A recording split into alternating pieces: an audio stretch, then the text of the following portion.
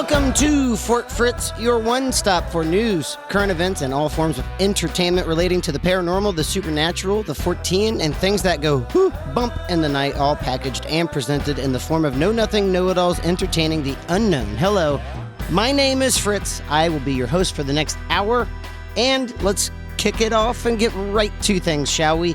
It's Halloween weekend for a lot of people, having those Halloween parties. So we are presenting our scariest stories, and we start off with Man Daddy's story on Roland T. Owen and Room 1046. Just download that iHeartRadio app, search Fort Fritz, and you will find this on the Fort Fritz Campfire Tales channel. Enjoy. But this reminds me about a bit of an interesting unsolved murder. Have you ever heard of the murder of Roland T. Owen? No, I have not. Roland T. Owen? Yeah, Roland T. Owen. Very sing-songy name. I was going to say, sounds like a country song. Roland T. Owen, dying in the hotel. Look at him dead, look at him dead. He'll probably never die again. Of all the unsolved murders in the U.S., the murder of Roland T. Owen is certainly one of them. On Wednesday, January 2nd, 1935, a man who identified himself as Roland T. Owen checked into the Hotel President in Kansas City and never checked out. Now, when he showed up, he had no luggage, no other clothing, no items at all except basically what he was wearing and a few things he was carrying. Now, according to a bellhop, all he had was a brush, a comb, and toothpaste with him. They checked him in, and Roland was checked into room 1046 or 1046. Later that day, a maid came to clean the room, and she found Owen sitting alone in the room with just a small lamp lighting the room with the shades drawn. Later, she said that he always liked to keep it dark. Always liked the room dark. Kind of like the Genesis song. Oh, keep it dark. That's one of my favorite Genesis songs. It's such a great song. Now, he told her to leave the room unlocked because he was expecting a guest later, and then Owen left the room. The maid said that he appeared to be nervous and frightened, kind of agitated by something going on. 4 hours later, she returned with clean towels. She found the room still unlocked from earlier, and she entered, feeling that he probably wasn't there, and found Owen laying, fully clothed, on the top of the still-made bed, asleep. And there was a note on the bedstand that read, "Don, I will be back in 15 minutes. Wait." He didn't say like 9:17. No, just a note that said, "Don, I'll be back in 15 minutes. Wait." And he's sitting there, laying there completely clothed on top of the sheets. Now, that night, around 11 p.m., a man named Robert Lane was driving home when he was flagged down by a man wearing just an undershirt and slacks and no coat despite the cold. Robert noticed that the man had a deep scratch on his arm. He said, "You look as if you've been in it bad." Robert said. The man responded, "I'll kill that blank tomorrow." Oh. The newspaper that reported this omitted the expletive. Robert Lane drove the man to a taxi stand, and later, when questioned, he would identify the man as Roland T. Owen. He gave this faulty ass a ride after. He's like, "I'll kill whoever." He's like, "Okay, I'm just going to take you to the taxi stand and get out of my car as quickly as possible." I would have been like, "Dude, get out of here." You know when? Well, maybe he was like, yeah. Who are we talking about? Yeah, we could do this tonight. The next day at 10:30 a.m., the same maid returned to clean the room. This time, she found the door locked from the outside. Oh, no. As if the guest had left and locked the door. So she assumed that Roland was out, used her passkey, and entered the room. This maid, she assumes she can go in if it's open. She assumes she can go in if it's locked. That's what maids do, dude. Have you ever been to a hotel? Yeah, I guess. They'll walk right in you. They're like, "Lady, chill." So she enters the room, and there again is Owen sitting on the bed with the lights out. Meaning that someone had locked him in the room because it was locked from the outside, so he's just sitting there in the lights waiting for whatever's going to happen. So he was awake, let her clean up the room. While she was cleaning the room, he got a phone call. That is really eerie. So he takes a phone call while she's cleaning, and he says over the phone, No, Don, I don't want to eat. I just had breakfast. No, I am not hungry." And he hung up the phone. Now, later the same day, The maid returned with more towels. This chick is really into towels. This woman is extreme. Like, she's sleuthing. I feel like she understands something's and up. Towels are her excuse. She has the exact phrasing of the conversation, phone call conversation. The rest of her floor is like, I received no towels. I haven't She's had a just towel buzzing around this one dude's room. Now, she knocked on the door, but this time she heard two voices in the room. When she said she had towels, a deep, rough voice told her, "Leave. We have enough towels." Though she knew they had none because she had just taken all the dirty towels earlier and was bringing back clean ones. So she's like, "You definitely don't have enough towels. I have all the towels. Right. Why don't you need more towels?" That night, other guests on the 10th floor complained about hearing loud voices coming from the room, both male and female. The next morning, the hotel operator noticed that Owen's phone had been knocked off the hook for a while. So a bellboy was sent to check on Roland to see if he's okay. Then the bellboy noticed a do not disturb sign on the door. And so knocked anyway. They always do. He heard a low voice respond, "Come in. No. Turn on the lights." But the door was locked, and no one responded. He knocked a few more times, no one responded. So he just yelled, "Hey, put the phone back on the hook, okay?" And left. He was like, "Okay, I don't like this." He felt creeped out. He went back. Almost 2 hours later, the phone was still off the hook. So they sent another bellboy, and he used his passkey and entered the room. The room was completely dark this time. This is the badass bellboy. The room was dark, but by the light of the hallway, he could see Roland laying naked on the bed face first, and the phone on the floor near the bedstand. So the bellboy, assuming that Roland was just drunk, righted the table, put the phone on the hook, and backed out of the room. He later stated that he noticed that the bedding around Owen was darkened. Around 10:45 a.m., the phone was off the hook again. Even after being righted, all of a sudden, it's off the hook again. The third bellboy is set to fix the issue, but was met with a very, very different scene. He stated, quote, "When I entered the room, this man was within 2 feet of the door on his knees and elbows, holding his head in his hands. Oh! I noticed the blood on his head. Then I turned the light on.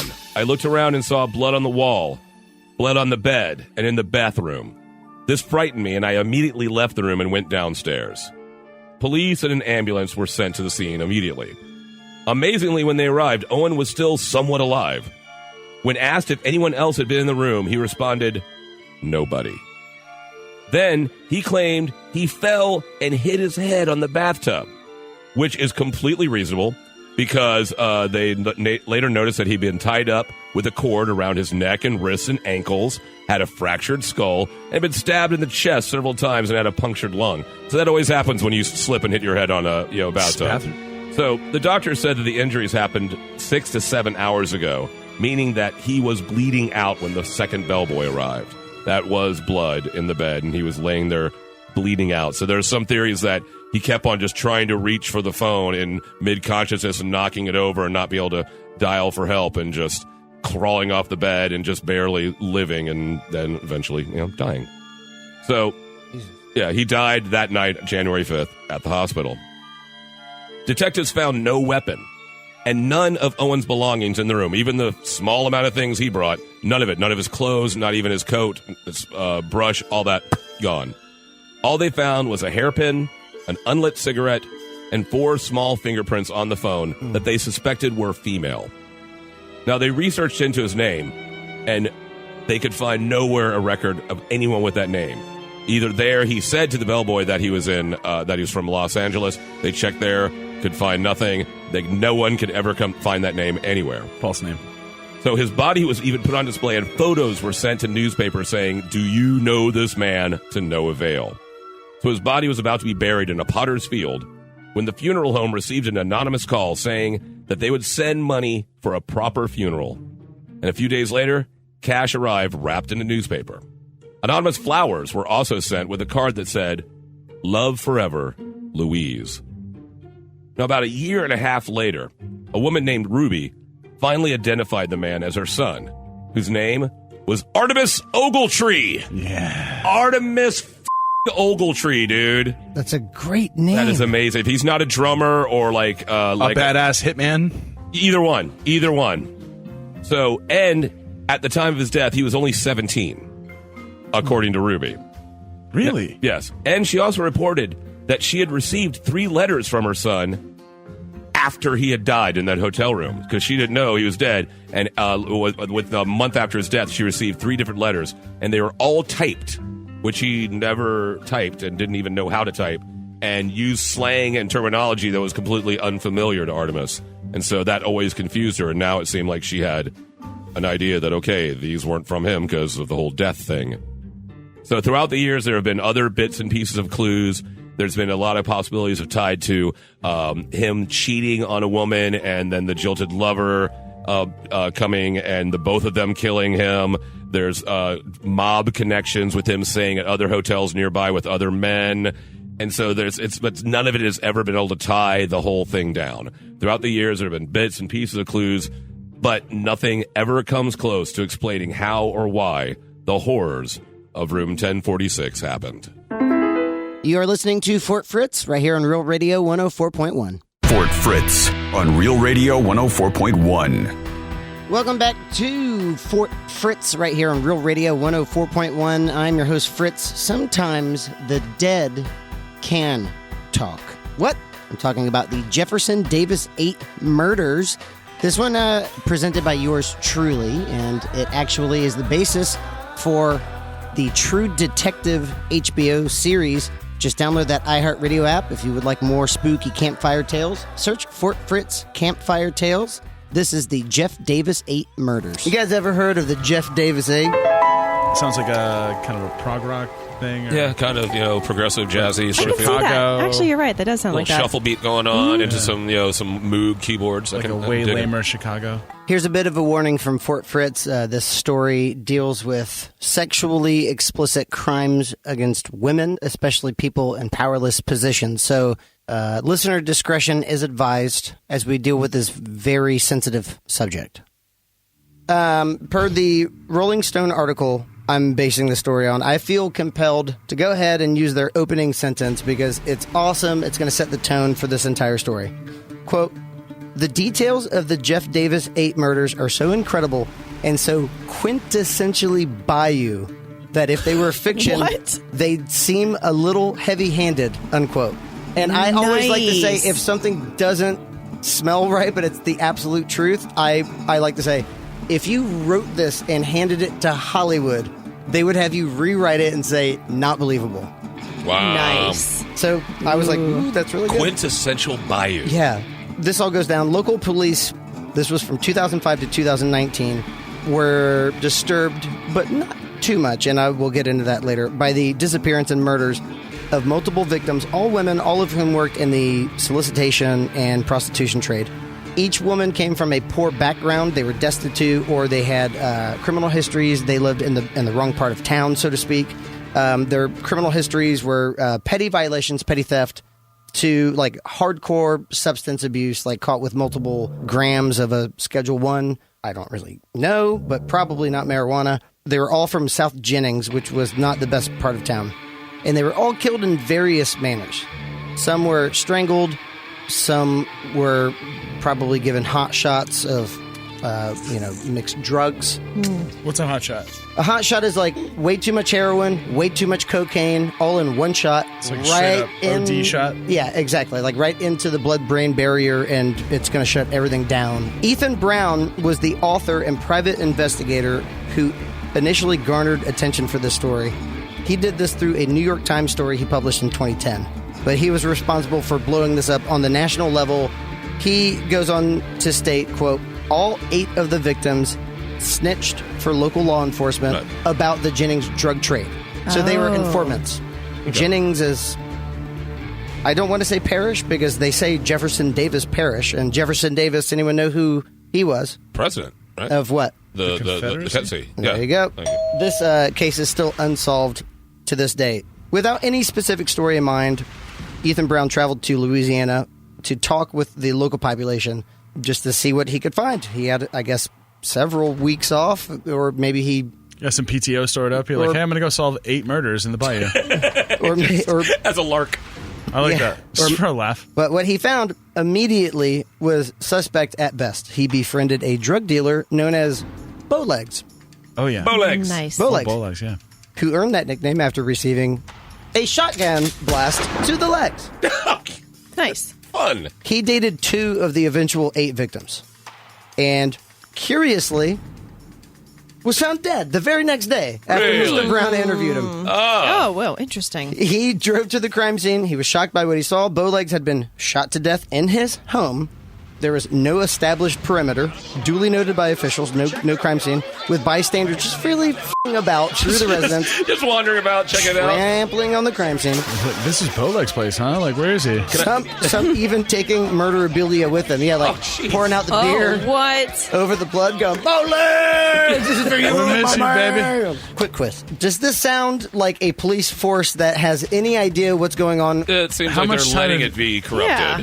For multiple years, Ethan Brown is traveling down there, repeated trips. He's questioning those who are personally, private, and intimately involved with these victims.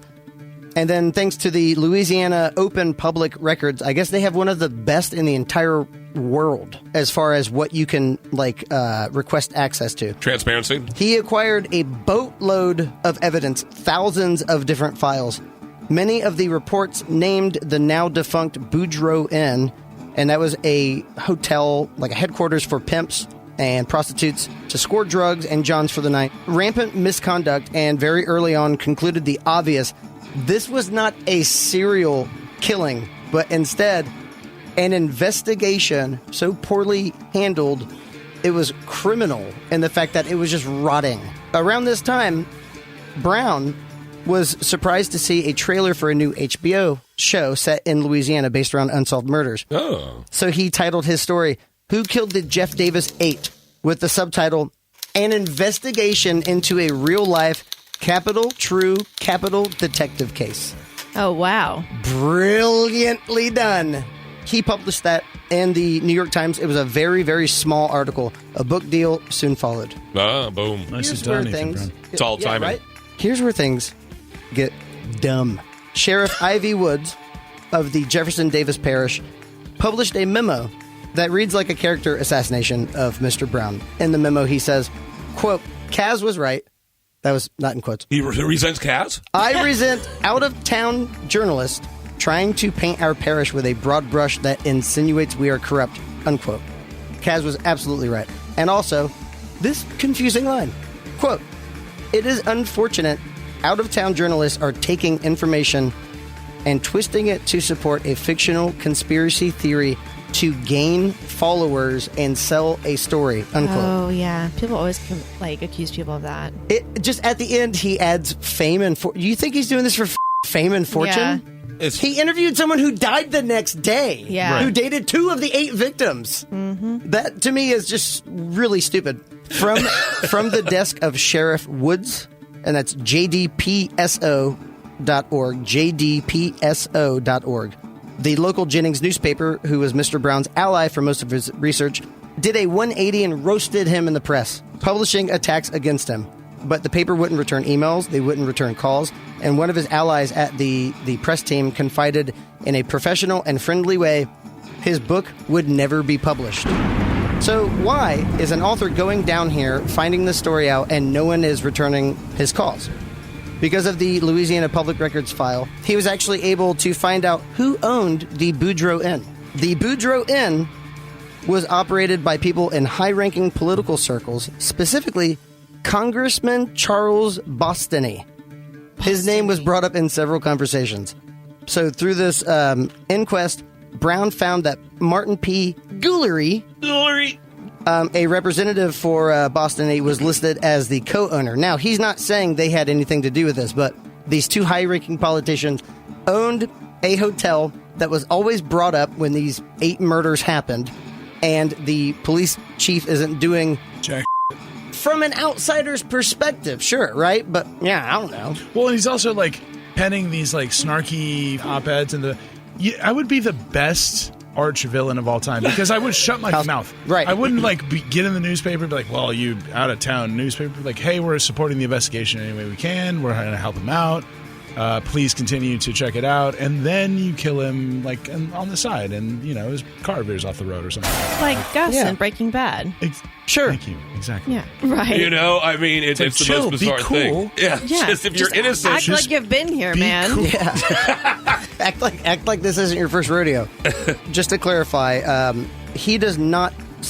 He concludes by saying he doesn't know what happened. Again, Louisiana, and props to Louisiana. Like I've never ever said that, and will ever say it again. I've never Doom heard and that. gloom for the future of Louisiana and vibes of Fritz. I've never said that. I can't believe I just did. Oh my God! And Yeah, never again. I felt really dirty. But Louisiana, if they have these really awesome public access records, why didn't the police note that in any kind of report? They didn't look like they had any kind of nefarious background. So they were used as pawns. They could all be blackmailed. They all had a prior criminal record. So they were pawns. So And they who was decided preying to on them? become police informants, How old were they? Did you get the age range? varying from 24 to 36. Okay. But do you think that? I think actually the youngest was 19. Wow. So do you think that the police were involved in covering up the crimes? Do you think the police were involved with the prostitution side of things? Or do you think it was just a big, heady mess of crap? I don't think anything like that can be even talked about, because I feel like Ethan Brown's life would be put at stake. I think that's why True Detective literally didn't. They sidestepped the issue at all of who actually was the bad guy. They made it this nebulous society. Right. I'm not even going to say, because if I say something, the pro-police fans that we have, and they're out there every day, that's not my fight. You might come after me, or the anti-police crowd might come after me, or the pro-military, anti-military, or the journalists suck, fake news, free speech. It's like, you can't even comment on this.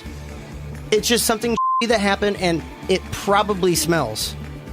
So there probably is corruption. A lot of smoke. Right. But he published a book and he had no answers in it. And I think that's fascinating. There was a high-ranking government official who was, let's not call it the proprietor, but like had ties to this straight-up pimp motel. Like you said, starts to stink a little bit. It's also really easy to say in the case of Bowlegs, who was killed in his home.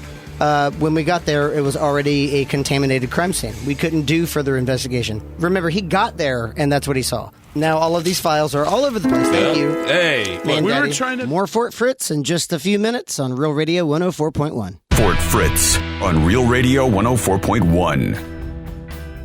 Welcome back to Fort Fritz. We are telling our spookiest Halloween stories for you right now. And what's scarier than airplanes and the fear that goes along with airplanes? Say no more? Well, let's just listen to the crash of Japan Airlines Flight 123, presented by Angela on our Fort Fritz Campfire Tales channel on the iHeartRadio app. With things. You have to follow the rules. Oh. Bad things can happen. Have you guys What? ever heard of JAL 123? Sounds like a curse. Sounds like the Macarena. Yeah. Is this a funny... Is it horrible? It's terrible. Damn it. Is it terrible? It's terrible. Damn it. Every time. Japan Airlines Flight 123, or JAL 123, experienced in-flight structural failure that resulted in a very deadly crash on August 12th, 1985. But what exactly happened that day to cause this crash? Well, it's actually what happened years before. The aircraft was involved in a tail strike incident in Osaka International Airport 7 years earlier. And a tail strike is when a plane is either taking off or landing and it comes in too steep and all the weight breaks the back of the tail. Terrifying. Yes. So it damaged the aircraft's rear pressure bulkhead. That's what that's called. But the repair they actually didn't do correctly. It did not conform to Boeing's approved repair methods. Seems like rear pressure bulkhead. You need that. One would hope. I would hope, yeah. So for reinforcing a damaged bulkhead, the correct way, it calls for one continuous spliced plate with 3 rows of rivets. But they did actually 2 instead of one continuous. So that actually compromised the bulkhead. Adds more stress possibilities. Correct. So it actually reduced the part's resistance to fatigue cracking to about 70%. This aircraft was a Boeing 747, and it was on the 5th of its 6th planned flights for that day. There were 15 crew members, including 3 cockpit crew, and 12 flight attendants. In command was Captain Takahama Masami. and he was age 49, and he was a veteran. He had logged about 12,400 total flight hours, and almost 5,000 of those were accumulated flying 747s. The guy knew his plane. He knew what he was doing. But he was actually first officer that day because he was supervising the captain of the flight that day, which was First Officer Yutaka Sasaki. He had about 4,000 total flight hours, and about just under 3,000 of those hours were in 747s. Is that a Boeing 747? 747-146 SR, which is short range because it was just flying within the country. Then you also have flight engineer Fukuda Hiroshi, a veteran flight engineer, and he had about 9,800 total flight hours. So these guys were extremely experienced. These are not noobs. Correct. Over 20,000, easy. Yes. Over 20,000 combined flight hours. After more than an hour on the ramp, Flight 123 pushed back from Gate 18 at 6:04 p.m. and took off from runway at Haneda Airport in Tokyo, Japan, at 6:12. 12 minutes behind schedule. 12:12. And about 12 minutes after takeoff, 12. cruising altitude over Sagami Bay, the aircraft's aft pressure bulkhead burst open. Son of a bitch. Due to that pre-existing defect that was incorrectly repaired from 7 years before, that tail strike accident. This took 7 years to break. 7 years to break. Which actually you have to say, I mean, you think about how many flights a plane takes. This was its 5th out of 6 flights this plane was taking just that day. That day, right. So once that aft pressure bulkhead burst, this caused a rapid decompression of the aircraft, bringing down the ceiling around the rear lavatories, damaging the unpressurized fuselage aft of the bulkhead, unseating the vertical stabilizer. Does this mean anything to anybody? And like the severing word all 4 fuselage. hydraulic lines. So it's screwing up all of those things. And severing all 4 hydraulic lines. A photograph actually was taken from the ground, confirmed that the vertical stabilizer was missing. God.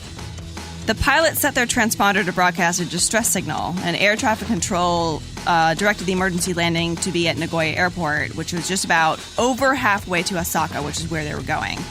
But Captain Takahama was like, "No, that, we can't do that. Like, this is totally broken. We gotta go back." So he was trying to turn the plane around to go back to Haneda, but that's when they lost control of the plane completely. Hydraulic fluid completely drained resulted in loss of hydraulic control and non-functional control surfaces. Plus the lack of stabilizing influence from the vertical stabilizer, which was gone, the aircraft began this up and down oscillation in a fugoid cycle. So it's bucking Bronco, exactly. Oh, it had to be an absolute joy Right? for the Oh my passengers. God. Just praying and praying and screaming and praying. They were doing everything they could to try to get control, like lowering the landing gear, and the flaps interfered with control by the throttle. To try to create drag. Correct. Yeah, slow and it down. but the control of it completely deteriorated. Upon descending to 13,500 feet, the pilots reported an uncontrollable aircraft. Heading over the Izu Peninsula, the pilots turned towards the Pacific Ocean, then back towards the shore. They descended below 7,000 feet before returning to a climb. So they were just going up and down and up and down and all over the place. The aircraft reached 13,000 feet before entering an uncontrollable descent into the mountains and disappearing from radar at 6:56 p.m. So they took off at 6:12 and they disappeared from radar at 6:56 p.m. So these guys were holding, 12 minutes into that flight, they were trying to control this plane for that long. Just the amount of effort. Because when you look at the plane's controls, there's just so much going on.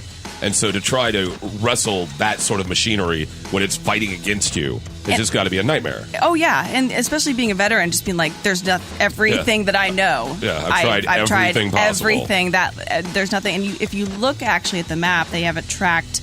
They were all over the place. But the plane was going one way, and then it was east, and then it was south, and then it was north. I wonder if it's visible from the ground, because people had to be flipping out seeing that. 20-something minutes, after that explosion, 12 minutes in, or whatever happened at with that repair? At 6:24, this is when the plane lost control. That's when the vertical stabilizer blew. So, and then they lost contact with the plane at 6:56 at about 6,000 feet, or about 7,000 feet. Careening through. How? Probably felt like a day and a half. Oh, yeah. I guess it wasn't at cruising altitude, but No, they were at cruising altitude. 12 minutes in, yeah. Yeah. So they were at cruising altitude going 500 miles per hour when something snapped, and then they kept it going for 32 minutes until it finally hit that zero elevation. Yes. And I know.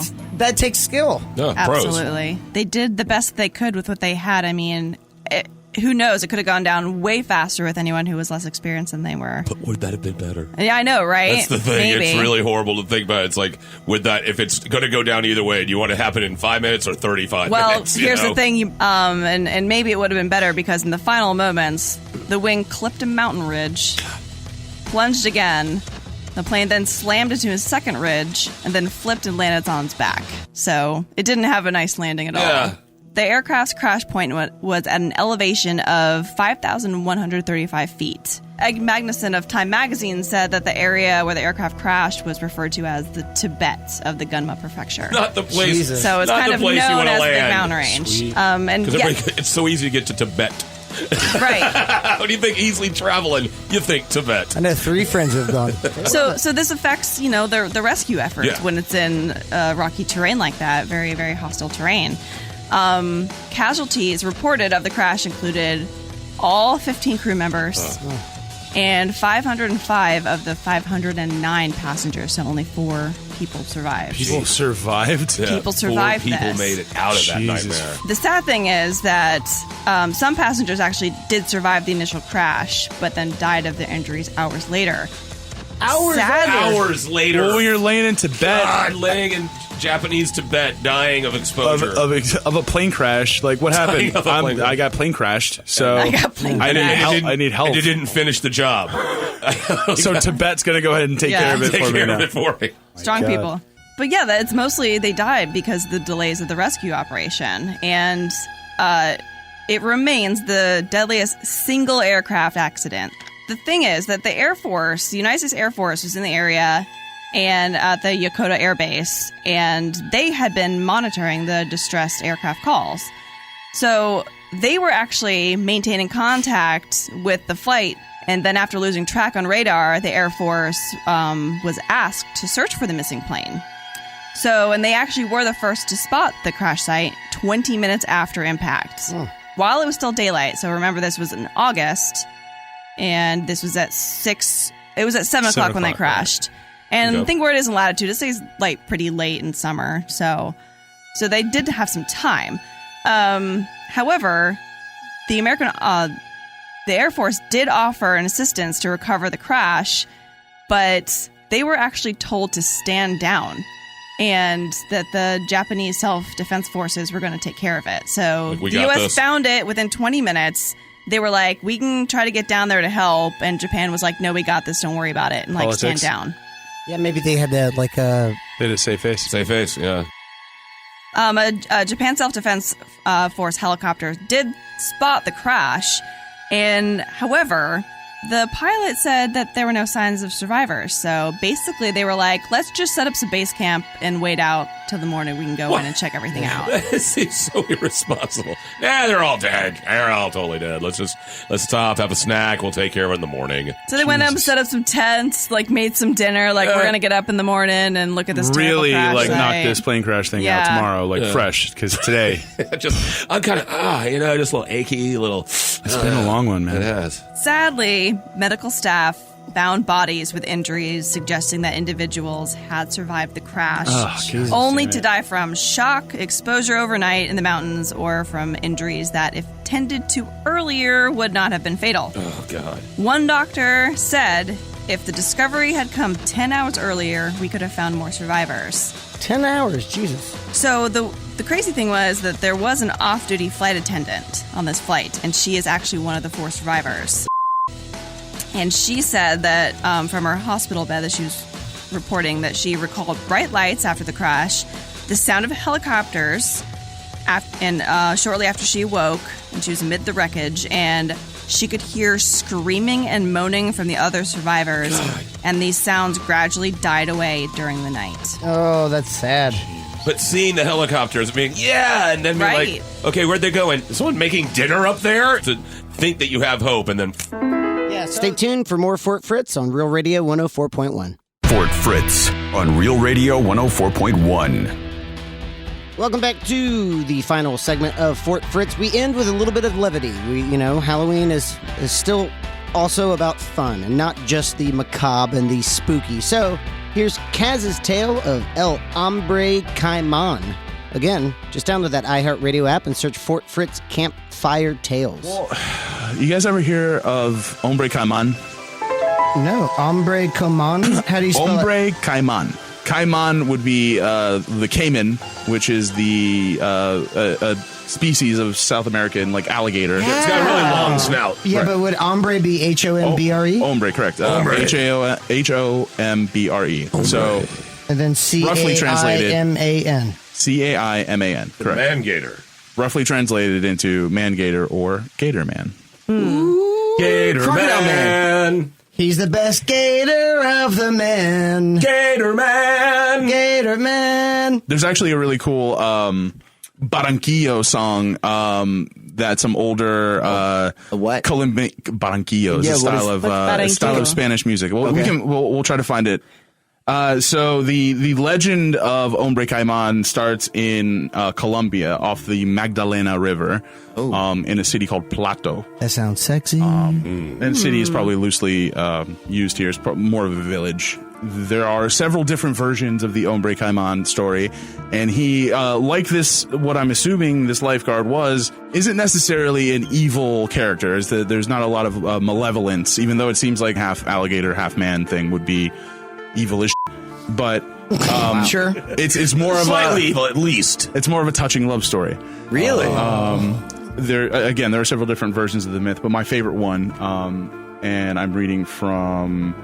It would be really terrifying for gators to have human legs, because isn't that the whole thing about gators? You can kind of outrun them if you can, but if they have human legs, it's I'm the pictures of this dude he's built. It's in the front or the back? Is the front half of this thing a human, or is the back half of this thing a human? It Seriously, does change it up, doesn't that's it? a valid question. Very, Or maybe very it's straight strange. down the middle. That's also because that'd be weird. really weird. A bilateral alligator With a serious flops on the ground trying to figure out the human distance. body, but with alligator legs. Yeah, and all. There you go. Tell us about this Hombre Caiman. Okay, so so where was I? I was going to say the name of the book that I'm reading from. So in this excerpt, or this version of the tale that I got from a book by Luis Fernando Arango and his wife Catherine Arango, they have a version of the Hombre Caiman story that I thought was more fleshed out. So the story goes that a young woman named Rucalida, she was a beautiful young woman in the village, and there was a guy who it was basically like a traveling medicine man. He was a curandero, which was a guy who traveled the land, found weird stuff, and sold it to various people. So he would go find, exotic fruits and medicines and things like that. So the curanderos were always they were traveling around and going from place to place, meeting different tribes and villages, and taking their potions and their medicine and selling it around. So he met this lovely young woman in town and fell in love with her, and she fell in love with him. But their love was forbidden because the parents of Rocalinda or Rocalina, they didn't approve, because this guy was like a transient traveling, who the hell is this guy, right? Like he's not. They're transient phobic. Yeah, he's a gypsy. They're xenophobic. He's a xenophobic. gypsy. They didn't seem trustworthy. They're right? Romeo and Julieting it. So they forbid them to see each other. They took her away. Then the legend goes that he continued to travel around the area and found a potion from a local tribe that allowed him to change into an alligator. The sexiest and most romantic of animals. The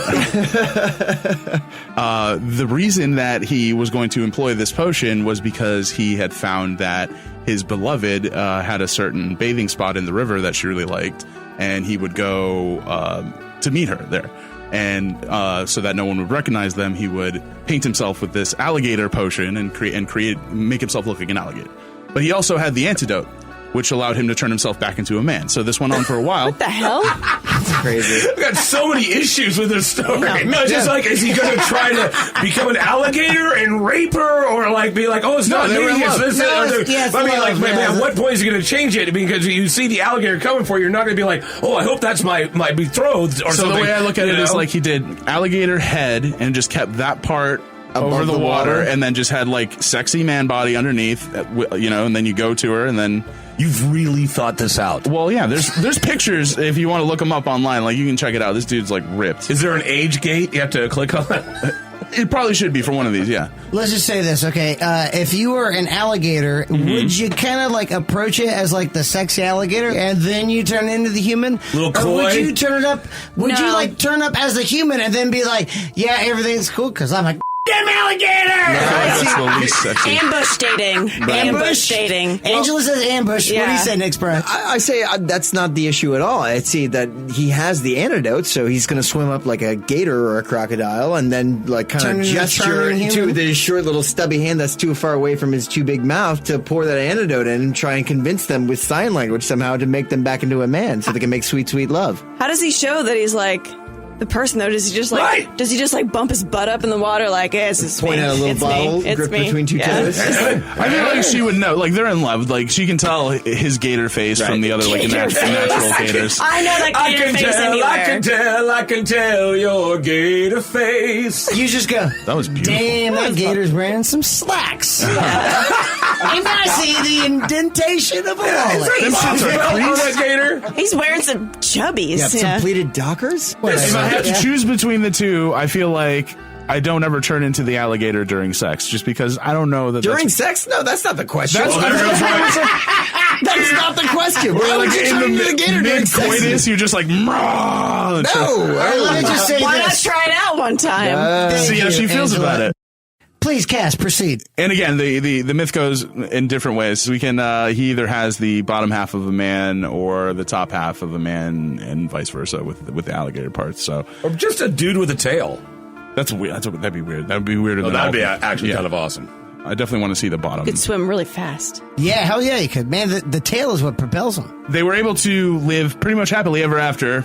Until one day he accidentally dropped the vial that contained the antidote halfway through changing himself back into a man.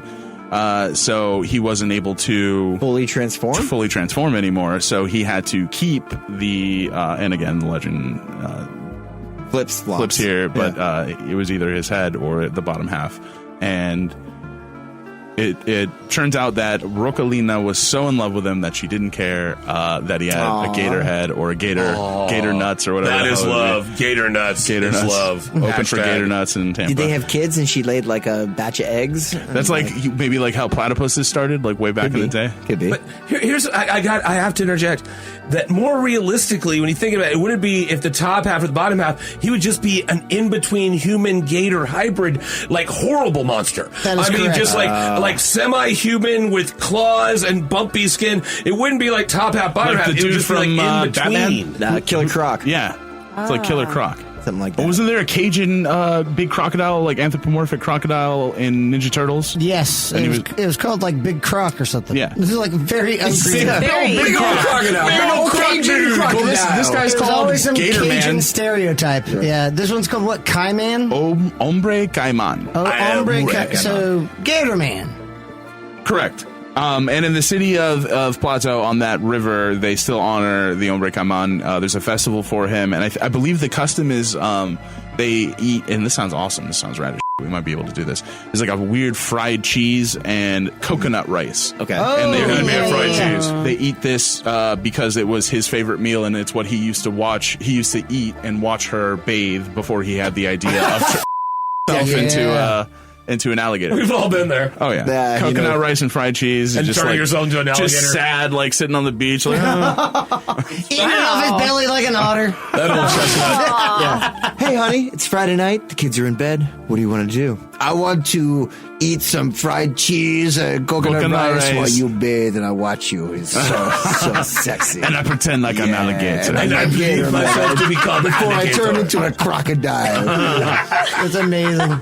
We've been married 28 years. Keeps the spark alive. reptile file. And so, yeah, that's Hombre Caiman. So Have a very happy and safe Halloween weekend. And from all of us here at Fort Fritz, we will see you next week. You're listening to Real Radio 104.1. Until next time, pleasant dreams.